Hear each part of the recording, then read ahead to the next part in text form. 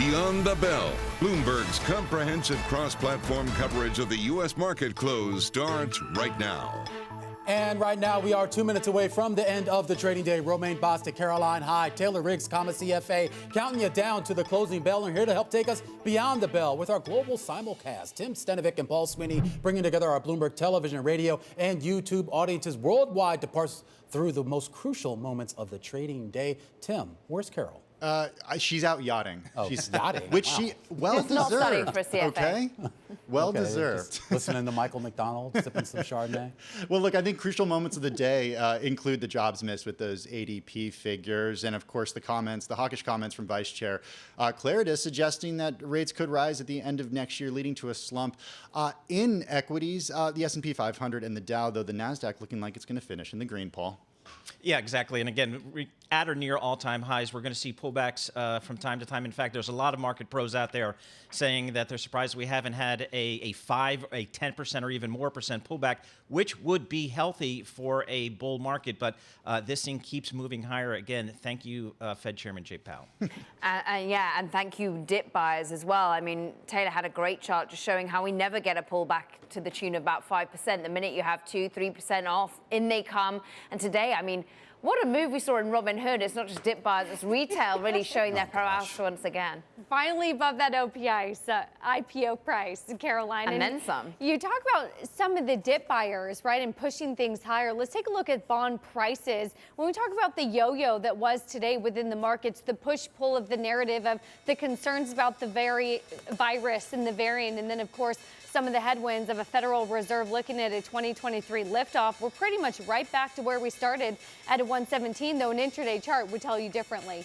Yeah, absolutely. The closing bells here in New York. You're looking at a down day for the Dow Jones Industrial Average, down about 0.9%, more than 300 points. S&P 500 down about 20 points, or about 0.5%. The Nasdaq actually managing to hold into the green, both the Nasdaq Composite as well as the Nasdaq 100. You got Moderna, Facebook, Nvidia, AMD, Zoom Video, Netflix, Texas Instruments, PayPal, among some of the gainers there, and that's why you're seeing green on your screen there. Then you take a look at the Russell 2000. You're seeing a lot of these cyclicals get sold off, a lot of energy stocks, as well as a lot of the transportation stocks. The Russell 2000 right now going to finish the day down about 1.2%.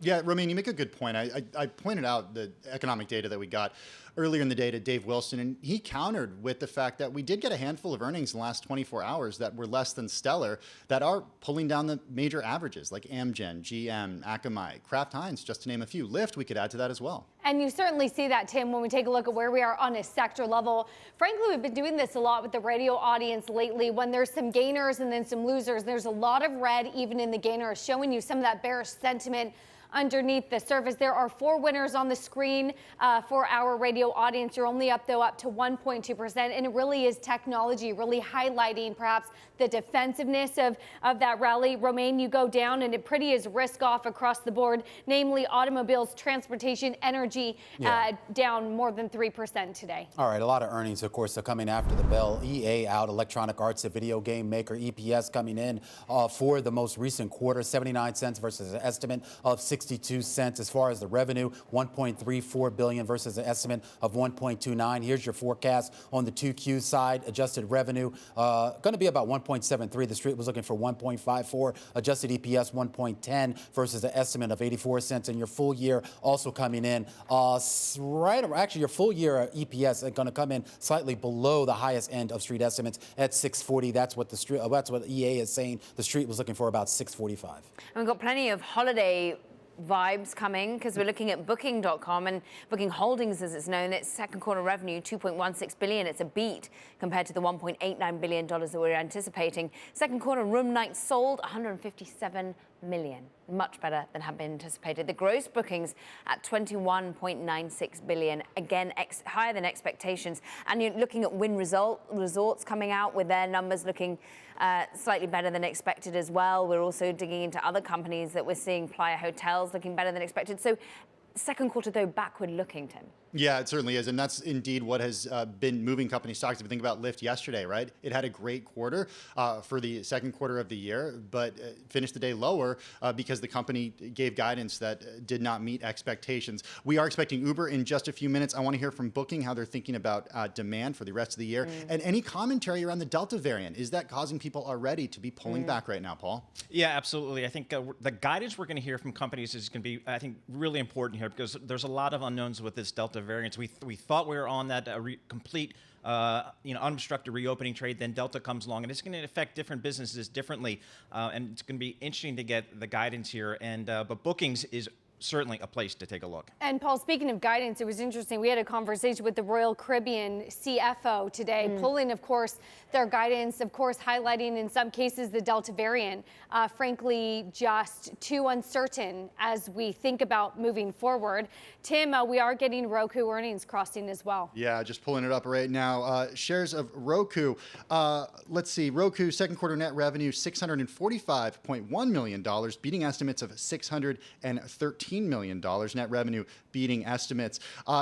Really to keep an eye on here, guys, is account growth and just the way that platform revenue is outpacing sales of hardware. This is a company that is all about platform revenue, about advertising and about the shift from traditional TV to streaming TV. Well, half of the TVs in the United States that have cut the cord, they use Roku. Yeah, well, active customer accounts right now at 55.1 million. The street was really looking for something a little bit stronger than that, 55.8 million. That's still about 28% year-over-year growth here, but you look at the streaming hours, and this is going to be key. Streaming hours right now for Roku, 17.4 billion. That's a 19% increase, but that's well below what the street was looking for at about 19.19 billion. Remember, those streaming hours really critical to the ad strategy that this company has now taken.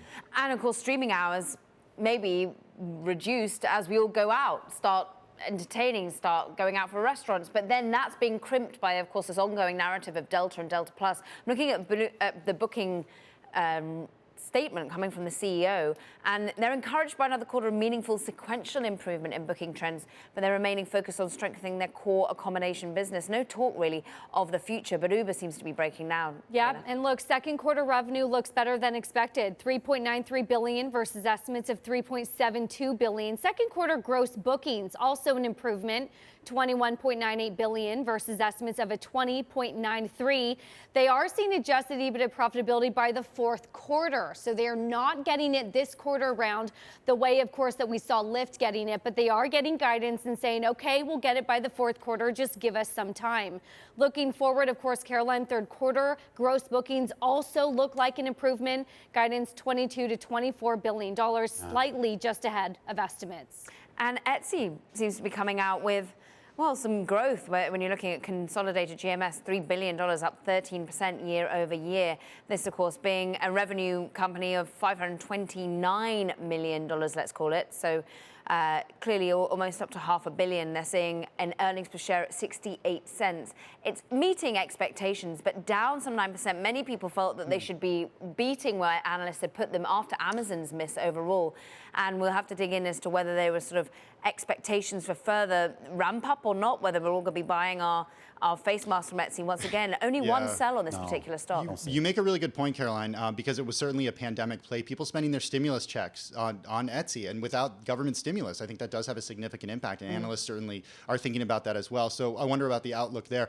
Going in today's earnings, up more than 12%, so underperforming. Yeah, it's interesting. I'm taking a look at this at Uber here. The stock is off about 5.8%. And when you take a look at Uber, there's a direct comparison there with Lyft. And Lyft had the numbers yesterday, and they magically got to that profit number and kind of setting the bar there, which Uber obviously is not able to meet. Given its mix of business, the Uber Eats business, while it's been very popular with consumers, the economics are very challenging there. Yeah. We see that in Uber. Well, I'm glad you brought that up, Paul, about the economics here, because whenever we talk to folks over at Bloomberg Intelligence, they really point out this idea that the pure play strategy that Lyft has taken actually could be a little bit more beneficial here longer term than, I guess, the more diversification strategy that Uber took. Diversification into an industry where, as you said, the economics certainly are hard to get right.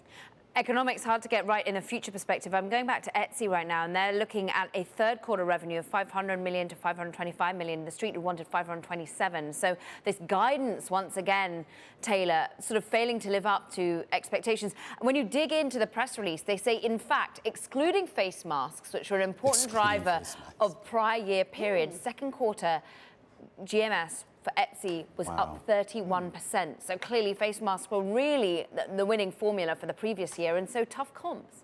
Paul, why isn't Uber posting their press release on their website? As an analyst, what do you do when you want numbers, real numbers? Yeah, you kind of go, that's where we usually go, but then now you have to go to maybe the sec.gov and see if it's there. But with some of these numbers, the risk sometimes is putting it on before 4 o'clock. We've seen some companies that inadvertently post their earnings releases to their websites before 4 o'clock, before trading has stopped, and the stocks see some volatility there. But investors are really going to want to dig into the Drive business and the Eats business. Yeah, I just want to point out, Uber shares are down about 6%. I just want to point out, everything we're talking about right now is down here. So when we talk about this potential earnings bump, you got Etsy down 12%, Roku down 7%, Uber down 6%. Fastly, actually, their earnings coming out, those shares down almost 14% right now. These are your biggest movers right now. What does this say about the broader earnings trend here?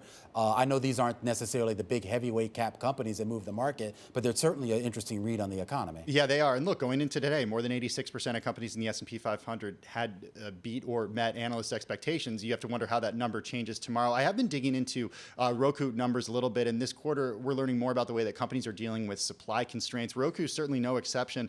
Supply conditions, shipping constraints, increased costs, COVID restriction easing led to a decline in TV viewing as well. Remember, the vast majority of Roku's revenue actually comes from advertising, that platform content. But if people can't get Roku TVs and Roku players, then they're not signing up for Roku, and that's an issue. Yeah, and we've got to see, of course, some of the other frictions that are going to be in the market. As we saw, the ISM services number that came out earlier today, absolutely on fire, but ADP looked a little bit more concerning. And what that points in picture in terms of the non-farm payrolls coming forward. These are companies that are having to deal with a changing narrative. A company like Roku that sees its demand dip as the world reopens, but then how long will we be reopening? They listened to Paul. They finally post the press release on the website. There you go. CEO Dara Khosrowshahi saying that, look, our platform is stronger with each quarter, Tim. Mobility and delivery now generating nearly half of our total company gross bookings. All right, well, that's going to do it for our cross-platform coverage. The earnings coverage continues both on Bloomberg TV and on Bloomberg Radio and YouTube. Join us tomorrow, same time, same place for Beyond the Bell.